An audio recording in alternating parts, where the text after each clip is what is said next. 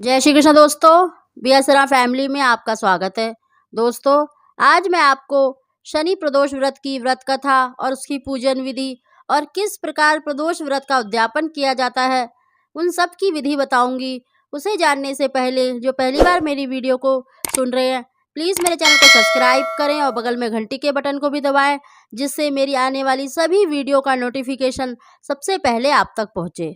स्कंद पुराण के अनुसार त्रयोदशी तिथि में सायंकाल को प्रदोष काल कहा जाता है। इस दिन शिवजी को प्रसन्न करने के लिए प्रदोष व्रत रखा जाता है और शिवजी की पूजा करने से सभी प्रकार के दोषों का नाश होता है, धर्म, मोक्ष और सुख की प्राप्ति होती है। भक्तों को प्रदोष काल में शिवजी की पूजा भक्ति भाव से करनी चाहिए। प्रत्येक माह के कृष्ण और शुक्ल पक्ष की त्रयोदशी के दिन प्रदोष व्रत किया जाता है। इस दिन सूर्यास्त से पहले स्नान करके स्वच्छ वस्त्र धारण करके सायंकाल में विभिन्न पुष्पों, चंदन, हवन और भगवान शिव जी की प्रिय वस्तु से पंचामृत द्वारा भगवान शिव जी की पूजा करनी चाहिए। पूजा के समय एकाग्र रहना चाहिए और शिव पार्वती का ध्यान करना चाहिए। 1 वर्ष तक लगातार यह व्रत करने से मनुष्य के सभी पापों का नाश हो जाता है। सूत जी बोले कि शनि प्रदोष व्रत का पुत्र की कामना हेतु किया जाता है। विशेष रूप से पुत्र की कामना वाले दंपतियों को इसका व्रत अवश्य रखना चाहिए। अब इसकी व्रत कथा। प्राचीन समय की बात है। एक नगर सेठ धन, दौलत और वैभव से संपन्न था। वह अत्यंत दयालु था। उसके यहाँ कभी कोई भी खाली हाथ नहीं लौटता था। वह सभी को जी भरकर दान दक्षिणा देता था। लेकिन दूसरों को सुखी देने वाला सेठ और उसकी पत्नी स्वयं काफ़ी दुखी थे। दुख का कारण था उनके वहाँ संतान का ना होना। संतानहीनता के कारण दोनों ही दुखी रहते थे। एक दिन उन्होंने तीर्थ यात्रा पर जाने का निश्चय किया और अपने काम काज सेवकों को सौंप कर चल पड़े। अभी वे नगर के बाहर ही निकले थे कि उन्हें एक विशाल वृक्ष के नीचे समाधि लगाए एक तेजस्वी साधु दिखाई पड़े। दोनों ने सोचा कि साधु महाराज से आशीर्वाद लेकर आगे की यात्रा शुरू की जाए। पति पत्नी दोनों समाधि लीन साधु के सामने हाथ जोड़कर बैठ गए और उनकी समाधि टूटने की प्रतीक्षा करने लगे। सुबह से शाम और फिर रात हो गई, लेकिन साधु की समाधि नहीं टूटी। मगर सेठ पति पत्नी धैर्यपूर्वक हाथ जोड़े पूर्वत बैठे रहे। अंततः अगले दिन प्रातःकाल साधु समाधि से उठे।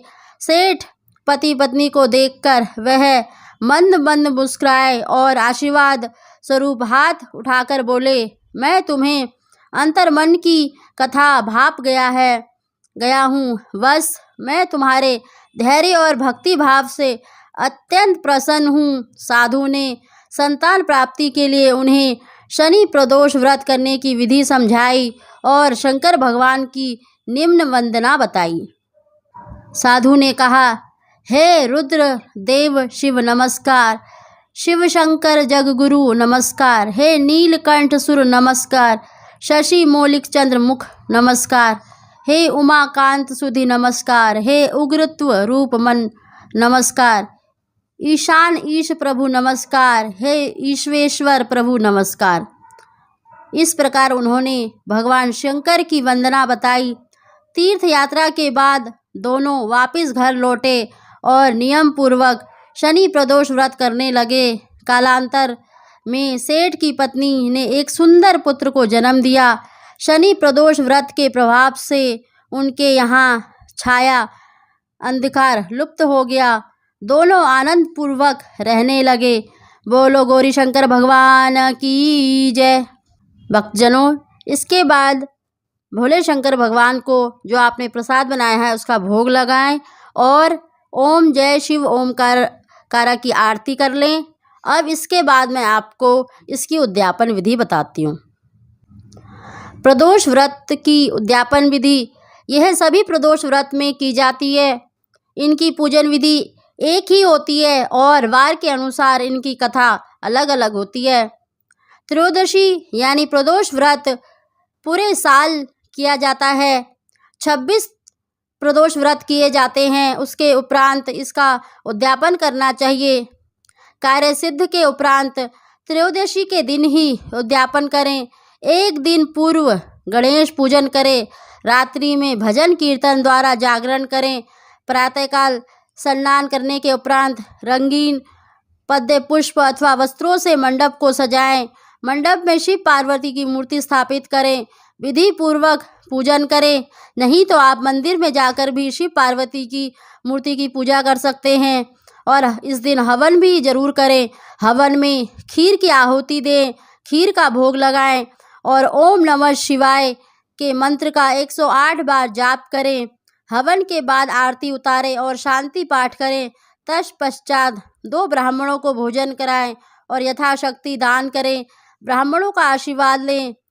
स्कंद पुराण में कहा गया है कि जो स्त्री पुरुष विधि विधान के साथ यह व्रत एवं उद्यापन करते हैं, भगवान शंकर और पार्वती उनकी समस्त मनोकामनाओं को पूर्ण कर, उनके सभी पापों का नाश कर, उनको उनके इच्छा अनुसार फल देते हैं और फलस्वरूप उन्हें मोक्ष की प्राप्ति होती है। तो दोस्तों, आप सभी को जय श्री कृष्ण। गौरी शंकर भगवान की जय।